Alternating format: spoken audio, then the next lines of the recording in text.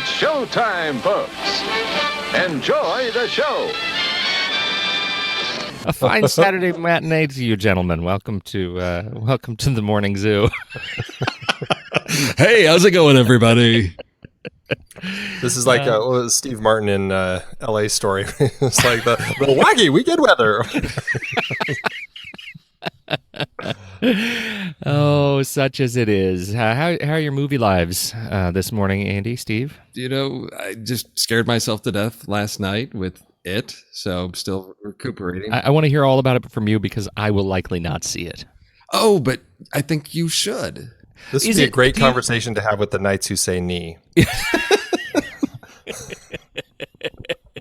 Okay, now do you think I should because you like to torture those of us who aren't crazy about these movies, or because it's legitimately a good film? Well, are you a Stephen King fan? I mean, of his, general catalog. Well, of the stories, okay, I've read more of the books, and I should say I have not read all of the books. I haven't read, not even close. Yeah. But those that I have read, I enjoyed, and I have generally not liked many of the adaptations. Well, I think everybody knows that it's one fair, of those things. Right? Yeah, it's fair. But so then you know how his style, his relationship to his readers, and his ability to really, get into characters and tell us a lot about these people, and that gets lost in the film translations a lot. There's so much in there that's about characters and backstory and the history of towns. And this film, because they took just half of the book, which is like 1,100 pages. So even if you're dealing with half of that, it's still way too much for a movie. But what they did keep was, sure, the scary parts with Pennywise the Clown, but I think they did a really nice job of being able to focus on the kids and the town and the character piece. And I walked out of this thinking, oh my gosh, I sort of wish this wasn't R, because the stuff with the kids reminded me of like Stand By Me and the Goonies. They're such a great, fun group of kids that the interactions between them are just perfect, spot on, like teenagers. And it's moved up from being set in the 50s to like 1988, 89. So lots of sort of cultural touchstones for, Gen Xers. Just made it a lot of fun. And you transition very quickly from laughing with these kids and they're sort of, bickering and cursing at each other. And all of a sudden there's a clown just scaring the pants off of you. Just made it a lot of fun. I didn't have the trailers focus so much on the scary part that it feels like you're going to get 2 hours of like dread and horror. And that's not the case. It's a really well-balanced, well-paced film that was a fun journey. I'm actually really gratified to hear that because you're right. The trailers don't do it justice or don't do that part of it justice, and what I really want out of it is more Stranger Things. Is the scary clown thing played out? Was it worth it? Was it good scare? Oh yeah, I think so. I think they managed to find ways to sort of ratchet it up a little bit. And that's sort of the problem with when you're working with material that's, source material that's 30 years old. So many people have, done, their knockoffs of this that, that's one of my fears, is that a younger audience that isn't familiar with the book is going to come to this and say like, oh yeah, well, I've seen this done before. Well, yeah, of course you did, because this is the one that really established those tropes, in the novel. Well, and Tim Curry was so stinking scary as Pennywise in the TV adaptation. I never saw that one because I just, it was so soon after the novel came out, and I thought, you can't. There's no way you can do this justice in TV. I just thought, why sanitize King down so much? Because there's so much grit to what he does between the way the kids talk to each other. I mean, there's just so much swearing from these kids. Pretty salty. Yes. But to that end, it's a longer project, so they were able to kind of expand the stories of all the different characters and give you more of that meat that you say that they cut out so often in the King stories. And I think that's why sometimes he ends up getting adapted to these TV miniseries, because they say, hey, well, instead of a 2-hour movie, let's make it a 10-hour miniseries. And that gives us that much more to put into it. Sure. Yeah, no, and it's funny when I think about it, like the things that I have most fun watching of Stephen King, the things that have scared me the most, that stick with me the most, they're the TV adaptations. I think I'm not crazy about Under the Dome, the TV show, but it wasn't unfun, and I really enjoyed Haven. I thought that was a hoot, and of course Salem's Lot was legendarily not made for cinema. And just as a reminder, Stand By Me was R. Oh yeah. I know it was. Yeah, it's just Just saying. You haven't you didn't go out to see it last night, Andy? Is that right? Yeah. No, I didn't. You haven't seen it yet. That's going to screw people up. Have you seen it yet? See? Oh, yeah. Oh, you said it again. You said it again. Did either of you, have you looked out your front doors? Have you seen any red balloons floating in your grates? Because I was on Facebook this morning, and a number of friends reported that idiots are hanging balloons from grates, and it's terrifying the neighbors. So that's awesome. Doing exactly what it should do. I heard the Alamo Drafthouse, though, did an all-clown screening where to go to it, you had to come dressed as a clown. Yeah. I thought that was possibly one of the most frightening yet enjoyable things to hear about a form of cosplay. Oh, my gosh. It's so much better than the all Scream mask showings of Scream, like Scream 2 or 3. I don't remember which one it was. It was the one with where everybody dressed up in Scream outfits in the movie, the whole meta thing. Yeah, it was terrible. Yeah. What else we have going on today? That's a great question. Take it, Andy. I closed my tab. I don't know what we're supposed to talk about next. Well, why don't we kick off our trailers then? Yeah. And talk trailers. And I'm going to go first since it ties directly into Stephen King. All right. Gerald's Game, not Jerry's Game, the Pixar short about an old man playing chess. Totally different. Oh, don't let your kids get this one. Andy, maybe this is that great trailer that actually doesn't give away the fact that it's actually an old man playing chess. Maybe. It's all in Carla Gugino's mind. He's just out of frame. He's just out of frame. The reverse shot is actually Jerry playing chess. He's right by the window. You never see him in the trailer. I love it. He's so mean. She's handcuffed the whole time. And he's just sitting there trying to win. He's such a perv. Oh, yes. Gerald's Game, another Stephen King adaptation by Mike Flanagan, written by Mike Flanagan and Jeff Howard. This one is, as Pete alluded to, Carla Gugino is handcuffed to a bed. She and her husband go off to kind of a weekend cabin to kind of catch up on their marriage and their life together. And he handcuffs her to the bed to play a little sex game. And then he proceeds to have a heart attack and die, leaving her handcuffed to the bed. This was one of those books. I remember when it came out, I remember the synopsis, and I was like, that's really intriguing. I never ended up reading it. I kind of always thought it would be an interesting read, but I just never got around to it. But I was like, God, they're making that into a movie. That's an interesting one, because I didn't realize how much of it probably takes place in her mind as she's trying to figure out what to do. And sure enough, you get a lot of things coming to life in her mind. Her husband talking to her, things from her past, her child self coming back. And then, of course, there's this dog that finds its way into its house. And I believe in the book, I recall that it eats her husband and then wants to, start eating her too. So I don't know if it's a rabid dog or what, but it just, Mike Flanagan directed Hush, which I thought was a really interesting horror film last year about the deaf woman who's kind of, again, isolated and trapped by this crazy killer. He also did Ouija, Origin of Evil, which I didn't see, but I heard was really interesting. And so, I mean, he's a director I think has an interesting touch. And so I'm definitely looking forward to what he does with this King project here. What'd you guys think? I don't know if it's for me. That's one of those things that Stephen King does a great job of sort of getting into the psychology of people. And I think that the concept is really interesting. I just don't, and it looks like it's really well executed for how do you keep, an audience engaged and entertained for the duration of a feature-length film with just one person sort of immobilized. I think of Ryan Reynolds in Buried, similar. Or how about Misery? Well, you do get around a little bit with that, but yes, exactly. So I know Stephen King can pull that off because of just the way he just can get into people's minds, and that opens up a whole world for him.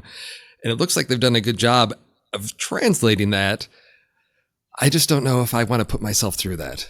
It looks really horrific and just not something. See, with it, I knew like, okay, you've got kids versus evil, and you have I don't want to say necessarily a happy ending, but sort of like good wins out in the end. And this one, I don't know how what's the light at the end of the tunnel? This one, well, how does it have a happy ending? Or is it just like, we're going to lay bare her emotional trauma and drag you through it? And I don't know if I want to subject myself to that. He says the morning after it. Right. But clown trauma. I can't handle good wins out over evil. Well, maybe Gerald's okay. Maybe she escapes. Maybe he survived being eaten by the dog. Maybe he does wake up. It was all just a dream. This could be the best trailer ever. It's all a test by Jigsaw, and there's a saw right there. She has to cut her own hand off. Well, that just made it dark. Okay, I like Carla Gugino. I think she's great. Who is Henry Thomas in this movie? He's her father. Is Wee Elliot? Oh, really? Oh, is he in the flashback? Is that who he is? Oh, weird. Yeah. Oh, okay. Well, that's very interesting. I look at this, it says horror thriller. If it's more thriller, I'm in. I count that as Misery, a thriller with horrific elements. I'm okay with that. I think actually this could be really interesting, and I don't know how to talk about how much I'm looking forward to this movie without sounding like a complete perv, but I really think that this could give Carla Gugino a real opportunity to stretch. Oh, no. I don't know what's... That's right. Oh, dear. I don't know. I'm feeling a bit punny this morning. Lucky us. This was, you mentioned Jeff Howard was a writer on this thing, and I just have to note Howard is behind the announced reboot of I Know What You Did Last Summer. And I don't know if that bodes well or ill. But I guess somebody's got to write all these reboots, right? That's right. Anyway, when do I get to see this, Andy? I'm looking forward to this. I think it's going to be really interesting. And I do think it's going to end up being more thriller than horror. But it is going to be hitting Netflix September 29th. I think it's about to open at Fantastic Fest. And then it'll be everywhere on Netflix here in the States. Outstanding. I'm dibs on second. Go ahead. Keep taking us into the depths of humanity. Go ahead. Take us down. I don't know what to make of this movie either. I was looking for I stumbled on this trailer and I was looking for movies for our list this evening and ended up on this Scott Cooper written and directed film called Hostiles. Stars Christian. I'm full of it. It's called stars Christian Bale and Rosamund Pike and Peter Milan and Ben Foster, and Jesse Plemons is in it. You gotta love Jesse Plemons. Stephen Lang, how can you go wrong with Stephen Lang? It's 1892. A legendary army captain reluctantly agrees to escort a Cheyenne chief and his family through dangerous territory. So says IMDb. The trailer, it looks far more There Will Be Blood than Gone with the Wind. How about that? It is it's a dark. It gives Christian Bale a chance to brood. It's all about the killing and the horror and the terror of going into and out, hopefully back out of the darkness. But I have grown to appreciate the period even more as I continue to age, and I like it when when folks explore this in film. I think it could be really interesting. Scott Cooper is he's a it's interesting guy, and he's behind Crazy Heart and Out of the Furnace and Black Mass most recently, and so I think I think this looks really compelling. I don't know. Am I alone? No, I agree. I think it looks compelling, and I'm surprised that I'm looking and I have not actually seen any of Scott Cooper's films. There are these ones where I go, oh yeah, I should watch that. That sounds really interesting, or that looks really interesting, and have just never gotten around to watching any of them. But this is another one where I go, oh, this, I think it may be perfect for a trailer rewind. This looks really good. And then people forget about it, and it's going to have to be something I rediscover. Because of your terrible memory problems. No, of just like there's other stuff that I want to see on the big screen, and this is one where I look at this, but I think maybe this one might be one to get me out into theaters because of sort of the Western landscapes of seeing that on the big screen. I think that's something that definitely be more appealing to see on the big screen. But it looks interesting. It's a story that I probably really enjoy, and Christian Bale is always, yes, he's good when he's brooding. And I agree. The era, there's a lot of stories that seem to sort of can always come back to the Old West to tell a new story, tell a tale about America, about our country's roots, or maybe to comment on the state of our nation by reflecting on its past. Isn't it funny though? And just to interject on your comment about sort of the memorability of this film, all of these films, right? Crazy Heart, Out of the Furnace, Black Mass, and now Hostiles. I have to be reminded that they're all the same director. Like when they come out, Scott Cooper is a completely new name to me. I feel like I've never heard of him before, and yet all of these films are sort of a piece. Andy, what do you think? It's interesting. It doesn't give me much of the story, and that's, I think, my frustration with it, although it still is billed as a teaser. So I guess to that extent, maybe there will be a better trailer that will give me more a sense of the story. Because when I read it, it's like, okay, an army captain agrees to escort a dying Cheyenne war chief and his family back to his tribal lands. I'm like, okay, I didn't really get that at all. From this, it's not there at all. Teaser. No. It's and then I read about it, like Wes Studi plays this imprisoned and sickly war chief being brought home to die. It's like there's a lot of interesting stuff that's going on here that he's escorting. I mean, Ben Foster is a criminal he's escorting. Like there's so much stuff going on in this that I don't get from this. So this really is a teaser, and it really is just kind of setting up a mood. And I certainly like the mood. I like what Scott Cooper does. Again, I've only seen Crazy Heart and Black Mass of his films, but I like what he does with kind of the work of his films. I wasn't in love with Black Mass, but I still enjoyed kind of the tone, and I certainly enjoyed Crazy Heart. I think that this looks like it will be, from the sound of the story, it sounds really compelling. I want to see a little bit more because it certainly teased me into wanting to see more.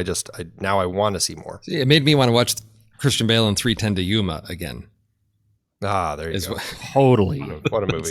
As you talk about him escorting and all this, and I'm like, well, yeah, that story. I'm like, well, I'll watch 3:10 to Yuma again. I haven't seen that one in a while. This one opens U.S. release. Well, it's not even a release yet. We don't have a full release date. It hits Telluride Film Festival September 2nd. It hit, I should say, Telluride. Who knows what day it is right now? Who knows, Andy? September 2nd. Plays in Toronto in 2 days. It does in 2 days. So as you're doing your dishes, book those tickets to Toronto.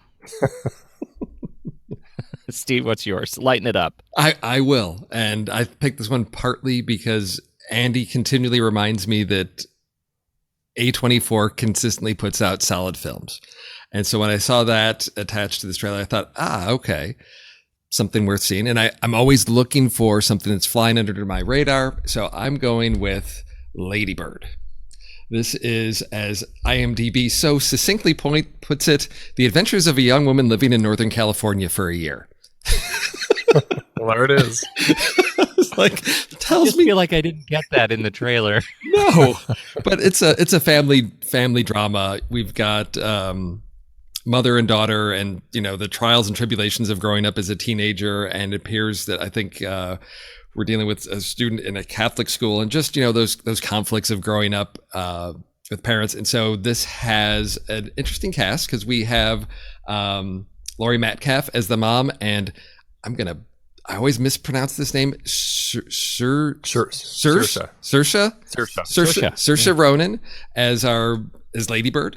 And this one just, I guess because of where I am in my life with my teenage daughters, it just really appealed to me of just those regular situations in life that are played up for comedy. But also this is written and directed by Greta Gerwig. It's the first film that she's directing. So I thought this is another interesting sort of aspect to this of, sort of an indie actress helming a film to sort of see where this takes her in her career. So it just, it's opening November. So sort of maybe some counter programming to all the superhero nonsense going on in November.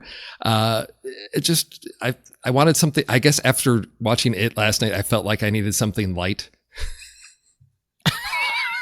where children are not dying, and it's just parents and not being exactly. It's just parents and teenagers bickering and learning to live with each other. And it's shot by Sam Levy, who we've had on the Speakeasy. So good, there we go. Sam. Mm-hmm. I think this looks great. Greta Gerwig is an actress who. She turned me off instantly because of Frances Ha. I hated that movie so much. But I have since found my way to really enjoy what Greta brings to the screen, particularly after seeing her in 20th Century Women last year. I really, really just loved everything going on in that film. And I think that just watching this, I feel like she's got a great sense of character and tone. The characters just feel so authentic, and the relationship between Lady Bird and her mother, that sells this trailer for me. I just absolutely fell in love, so I can't wait for it. Me too. I found myself, I like to laugh, but this one actually made, laughing out loud at a trailer when no one else is around. That delights me. I thought it was fantastic. The real highlight for me is that Lois Smith is in it, and she's one of my favorite old ladies in the world. Like, I have adored Lois Smith. The first time I saw her was in Twister, and I have adored her ever since. And so anytime this time she's a nun. Oh, are you kidding me? I love it. And Laurie Metcalf, I should say. Yeah. Laurie Metcalf, when I was in college. She came and I got to be a part of an acting intensive with her, and it was really fun. She is an incredibly talented character actress who is too often overlooked because of just some of the parts she's had, but she is amazing. So really appreciate seeing her in here too. Hey, a sidetrack. Did you see Marjorie Prime with Lois Smith? And it was kind of that sci-fi project where her husband dies and she gets, it felt like a Black Mirror episode where she gets like a memory version of him that she gets to live with. No. Yeah, how did I not? It just came out. It's new, right? It's really new. It just came out like I think you can get it streaming now. I think it came out like a month or so ago. Oh, that's fantastic. Yeah. Michael Almeida. I never get his name right. Yeah, he just did. What did he just do? Oh, John Hamm is in it. Oh, I like old John Hamm. He's on my list of best friends who haven't met me yet. Did Experimenter. That's why his name's so familiar. Yeah. This was his follow-up. There we go. Wow, look at this cast. John Hamm, Gina Davis, Tim Robbins, Lois Smith. That's great. Looks really interesting. It's definitely on my radar. Yeah, after seeing what he did sort of stylistically with Experimenter, I'm really intrigued. I have to add this to my list. All right, there we go. That's our trailers. What are we going to talk about next? Do we have some box office to report? Any news? Nope. There were no awesome. no movies. Nope. Awesome. At all. There is no news. I think, no, actually, back away from the box no one office. talks about September box office anymore. Step away. No, actually, we should just say that after the dearth of August and just the absolutely poor box office that we had there, it is really good to see that with it opening, that it looks like this weekend is going to pick up quite a bit, and that's at least what everyone's hoping for, because the box office really needs to kind of find its way back to making some money again. that would be nice, wouldn't it? Though. And I guess so far it is doing better than Deadpool did. I think it was the same weekend as far as its Thursday previews. So it might be a great weekend. Yeah, I think it'll be interesting to see, because as Pete and I discussed, Stephen King adaptations don't, do particularly well, in terms of quality. I think it'll be interesting to compare this to other, King films to see how they did. And I think, sort of looking at some numbers, it's interesting. Even films that have become sort of like classics like Misery, I think took a while to maybe find their audience, because I think of that, expectation, it's a Stephen King adaptation, it's going to be okay. And I think now that we've got maybe a little bit more momentum behind, some quality films of his that we've seen, that there's a little bit more trust that his books can be adapted into successful films. So I'll be interested to sort of see how it holds up on some of the other films that, have been sort of those top performers. I think even like, classics like Shawshank Redemption didn't find their audience in the theater. It was always like home video later on that these things sort of became and obtained their reputation. Of course, I think some of the most successful ones tend to be the ones that don't focus so much on the horror aspect. When you think of like Shawshank and Green Mile, Stand By Me, they don't have that, they're not the typical, supernatural horror film. So I'm kind of curious to see where it falls. And I think hopefully because of the, like I said, the great kid aspect of the story, that maybe that's going to get some good word of mouth and get some butts in seats to see this thing this weekend. Okay. I'll make some time, Steve, but only for you. Okay. All right. Okay. Thank you. Shall we jump into the list? Let's do it. We just talked about Star Trek VI, The Undiscovered Country, a story about it's kind of a whodunit assassination plot. And so we're talking assassination films right now. So 3 picks. I did throw a little twist in it, throwing out a few different directions, I guess you could say, for assassination films: political, corporate, religious, or any other types of assassination films, just trying to vary it a little bit. Because I know when I did my list initially, it all ended up being political assassinations. See, I think I may have screwed up. Well, we'll see. I may have broken the rules. So we'll That's see. why we make rules to okay. break them. Yeah. I feel Exactly. that's right. I'm going to go first because it's a delightful film that I am opening with, and I don't actually know how I would categorize it. Mostly, it's the film that closely resembles assassination films because assassination is in the title. How about that? It is, of course, I've mentioned it before, one of my favorites, often overlooked, The Assassination of Jesse James by the coward Robert Ford. And I adore this movie, but it is not corporate.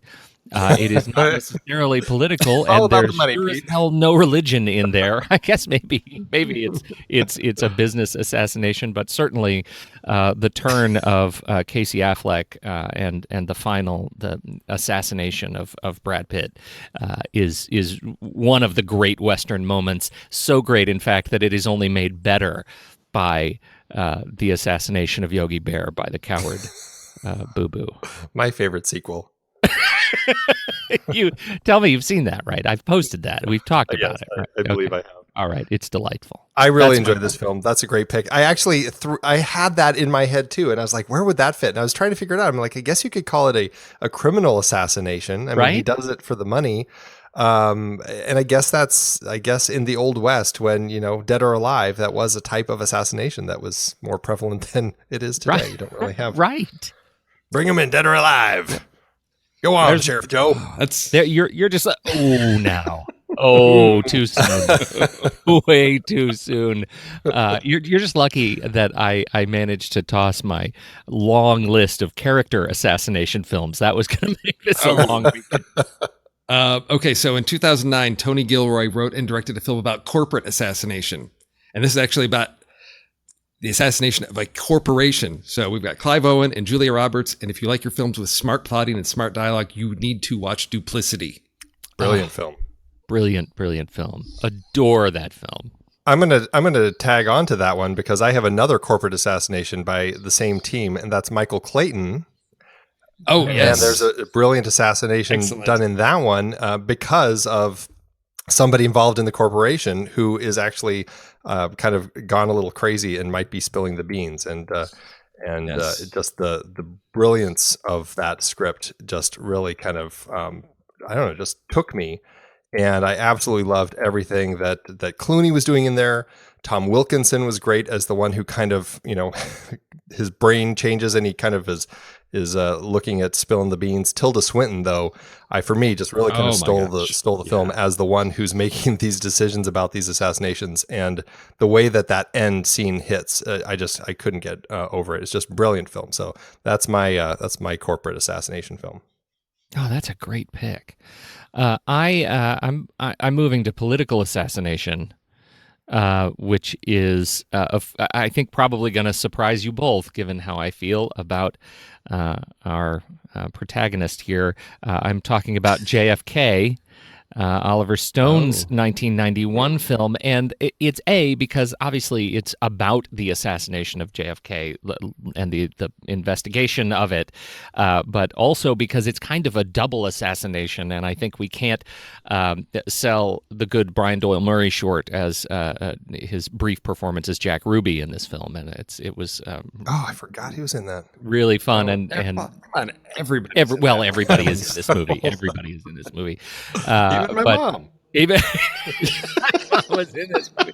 Is Lois in this movie? Anyway, I really this is a movie that's funny. Even I'm able to look past my friend old 2x4 because there's a lot of good stuff going on in this movie. So there you go, JFK. Great choice, really great. Yeah, that's a solid one. Okay, so I also have a political assassination, and the best way to train an assassin is to start them off very young. So I'm coming back to Saoirse Ronan with Hannah, which is she is her father is an ex-CIA agent. He's training her from like the age of 5 or something to be this assassin to go after basically the head of the operation that he has fled from. So we've got sort of the young assassin on the run, and also has Cate Blanchett as sort of the big bad in this one. And it was one that I think sort of flew under the radar, but I had a great time with it. And it's something that's, I think, a different take on sort of the assassination film when you have a young female assassin. Such an interesting film. A lot of great visuals throughout that film. A lot of great visuals. I haven't actually seen it. I've seen the trailer a whole bunch, but I did read up on it a little bit, and there was a comment that it's a fascinating film because apparently there's a lot of killing, but not specifically any assassinations. Is that true? That she is trained as an assassin, but she doesn't actually assassinate anybody? Well, I don't know. I guess that's... Yeah, there's a lot of killing, and there's the person she's on a quest to go after. So yeah, there's sort of an assassination theme. I mean, it's a perfect film to sit down and watch with your daughter. As a terrific parent that everybody knows I am. Yes, exactly. Well, my political assassination film is this really took me by surprise at how much I loved it, especially on repeat viewings. It's Bryan Singer's 2008 film Valkyrie, about the attempted assassination of Adolf Hitler. Operation Valkyrie was an interesting thing that I knew nothing about, and so I walked into this film a little reticent about Tom Cruise playing a German, but with a cast full of Americans and British people and other European backgrounds kind of playing all these different Germans. It really didn't end up bothering me. And I was just mesmerized by the story. I was mesmerized by the intensity at which kind of this plot unfolds. Absolutely fascinating film. And I definitely would recommend it to people to check out because it's a really interesting bit in history. And watching a failed assassination attempt really kind of was pretty powerful. So that's my number 2. I think that one is overlooked on too many lists, too. I think that's a great pick. Absolutely. My final pick is another that is too often lampooned, the series at least. I am all about the pulpiness of it, though, and I'm doing this in honor of Andy as well. It is, yes, a Tom Hanks film. The Da Vinci Code. Talk about religious assassination. This is downright vat assassination. Paul Bettany's Silas the Thug. is a terrific character. He's just a terrific character, and I actually think his on-screen portrayal, that when he's putting the chains on his leg and cutting himself. I mean, he's just a hauntingly terrible and terrifying character. And as in his role as a thug for the church, I think he is really great. And I think these films are a rollicking good time. I have intentionally not seen Inferno yet. I'm going to. Ugh. I know. I know. If you want to put yourself through something, horrible, go see it, to terrify yourself. Don't give yourself a nightmare from just an atrocious film. That's why I intentionally am going back to basics here and sticking with the Da Vinci Code. So there you go, 2006, old Ronnie. Okay. Well, I go in a completely different direction. I got to keep things light here. So I'm going with a sort of a domestic. Nothing screams light like church assassination film. Yes. So I'm going with a domestic assassination comedy, because once you move out of your hometown, it's hard to go back. And that's the lesson that Martin Blank learns in Grosse Pointe Blank. Oh. John Cusack, leaves town, becomes an assassin, and has a job that happens to coincide with his 10th high school reunion. Just such a great film. Dan Aykroyd is sort of his antagonist in this, the other assassin going for the job. So you've got Martin there struggling to sort of try to fit back in, reconnect with his ex-girlfriend that he bailed out on at prom. Minnie Driver, just such a fun film. But you also have the assassination theme in there as he's trying to pull off a job. That's a great pick. I can't believe I didn't think of that. Such a fun movie. I haven't seen it in ages, but I had such a crush on Minnie Driver at the time, and so that was definitely an easy watch for me. Totally. Well, my final pick, gents, this is one I actually couldn't end up classifying in any of my things. I'm not exactly sure what type of assassination film it is. Maybe you can help me. This kind of falls with Pete as far as his assassination of Jesse James. It's The Terminator. We have a fantastic, a cyborg assassin who is sent back in time to kill the leader of the resistance. I guess it's political, if you can call a robot army political. Yeah, maybe it's just a military assassination, I guess, might be a better way to describe it. But I mean, I remember this film just captivated me the moment I saw it, and just completely, just everything about it was perfect. I can watch this film very easily. And I love that despite many problems that the franchise has subsequently had, I love that it is a continuous battle through time for these the machines to assassinate the people that would be their resistance. I think it's a really fascinating way to kind of continue this story. So that's my number one pick. Oh, I think that's a fine pick. Oh, that was on my list. Didn't make the cut. Yeah. I guess military assassination is what it would fall under, right? Yeah, I think that's fine. Yeah, it's not political. I'm surprised nobody picked John Wick. I mean, that is ultimate meta. It's an assassination film. Oh, we can go through everything that didn't make the cut in there. I mean, that's another 20 minutes. Yeah, my list is awfully long. So many good options here. There are some great options here. Yes. Andy, do you have some ideas for the list next week? Boy, that's a good question. We're going to really have to stew on that one. Let's see. Star Trek Generations. It's the crossover movie. We could do, movies with new cast members, something like that. Like movies with new. What does that mean? Well, it's like you've got Batman, but then you've got Christian Bale's Batman, and you got Ben Affleck's Batman. So you've got different people taking the helm of a franchise. I don't know if that's something worth. I think that would be better for when we talk about the 2009 reboot of Star Trek, because then you actually have a real new cast. That's a real handover. We should do something involving heaven or the afterlife. The afterlife, or might be ribbons. Films about ribbons. Yes, there you go. That's a big list. Films with Malcolm McDowell as a crazy villain. I mean, well. Films that play with time, right? Or films that play with like time travel, like absurd takes on time travel. Yeah, that could be good. Okay, so we're not going to commit to anything. Is that what you're saying? No, I like the time. Let's go with time travel. Oh, okay. Yeah, that's a good one. Is it just any time travel movies, or do you have any? He'll come up with 4 or 5 rules. You got some rules? I'll have rules at some point. At this point, okay. I think time travel will be a fine one for now. Time travel it is. I look forward to that. Time travel movies. Very much looking forward to time travel movies. Yes, that's right. So is everybody at the ballpark. Hey, thank you everybody for supporting us on Patreon. We sure appreciate your help and support in keeping this podcast network alive. And we're thinking about you as we do these shows every single Saturday morning. Anything you guys have going on this week? Nothing exciting? No big movies you're going to see? I think Brazil is playing at the Alamo Drafthouse, so I might go see that on Friday. Oh, good for you. And, good for you. JJ and I are going to sit down and record a trailer rewind. It's an Andy pick, Little Sister. So we'll be getting that out soon. Oh, great. Oh, very exciting. Did you guys do the invitation? Because I just watched that because I saw it on the list of potentials and I completely loved it. And I really wanted to hear JJ's take.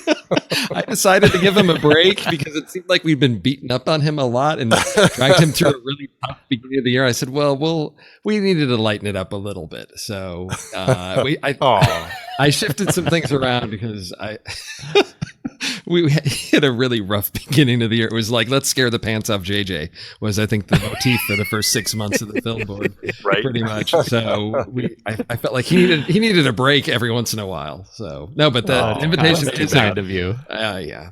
That's very kind. Well, all right. So that's our week going. If you guys have had your kids in school for a long time, mine just started this week, so I am very excited to have some daytime movie time. But again, so I got a lot of catch up to do. So anyhow, thanks everybody for downloading, listening. We'll see you on the regular shows this week. See ya. Bye, guys. All right.